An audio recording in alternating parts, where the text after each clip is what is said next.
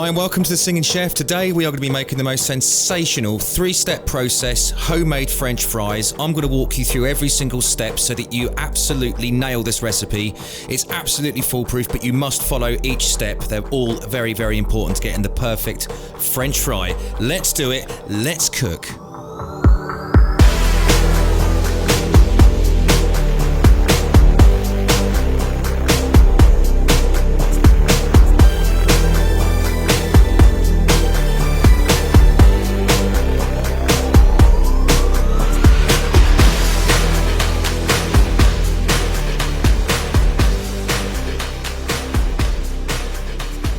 Hi everyone, welcome to another Singing Chef video. Today we're going to be making some beautiful homemade French fries.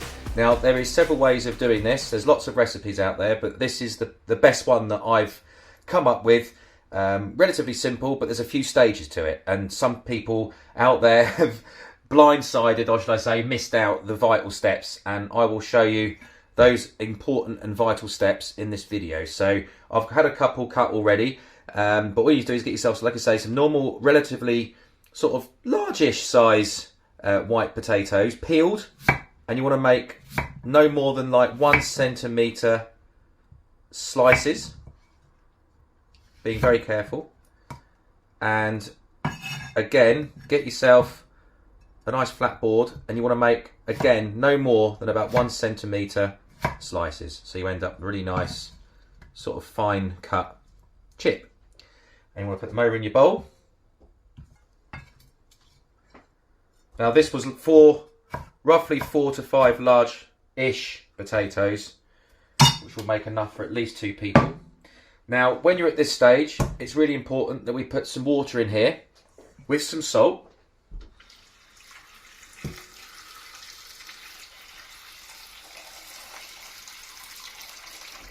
You want to make sure that they're all completely covered, submerged in the water, and you want to get yourself some salt. It's normal table salt. This is sea salt I'm using here, and just a small sprinkle in your water, and you want to just leave them now for at least an hour, 2 hours, up to 3, completely covered, and I'll show you the next step.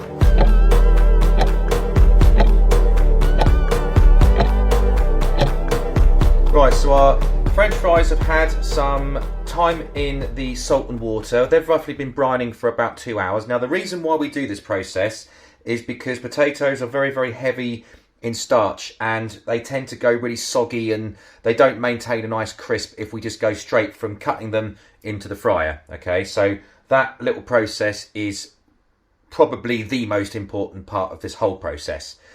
So what I've done is I've drained them off.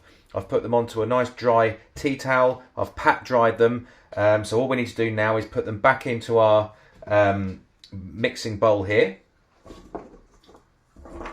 One always tries to escape. Now all we need to do is let our fryer heat up onto about 170 because we're going to do what they call a pre-blanch. Okay, so it's basically a 3-step process entirely, and it's a little bit of a faff, but these steps you can do ahead of time, okay? So even the pre-blanch stage, which we're going to do now, you can do both of these steps way ahead of time. So all you need to do is do the final fry, okay? If you're doing these for guests, if you're doing this for a dinner party, if you're just doing it for yourself and you don't want to faff around with this step, you can do this step and the next step a day or 2 in advance. And then once you've pre-blanched them, they can go into a cold fridge, cling film, and they'll happily sit in a fridge for nearly up to a week. Okay, so you can just use them, you know, for the final fry as and when you want to eat them.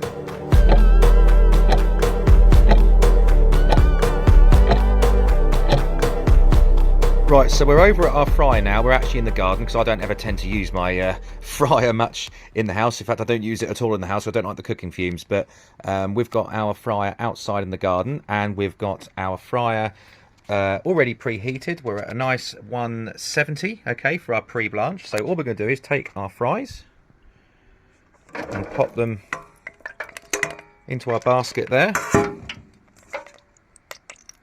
and then we're just going to drop them down for about 7 to 8 minutes, okay, and then we'll go through the final stage.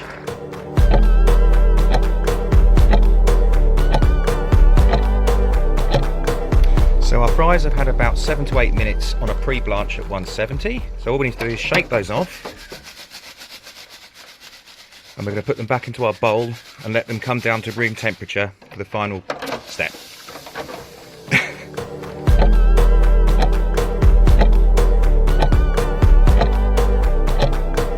Right, so our fries have now had time to cool down at room temperature, so all we're going to do is return them to the fryer at full whack at 190, or as high as your fryer will go, and they're going to be in there for literally no more than about 1.5 minutes, 2 minutes.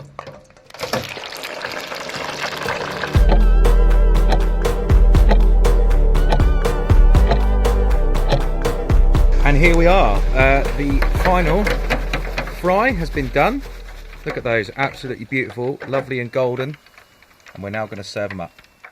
And there we are, we have served them up on a nice little wooden board there. And all we need to do to finish these off, this is entirely optional, but I've got some black cracked pepper and some sea salt, which I've finely ground.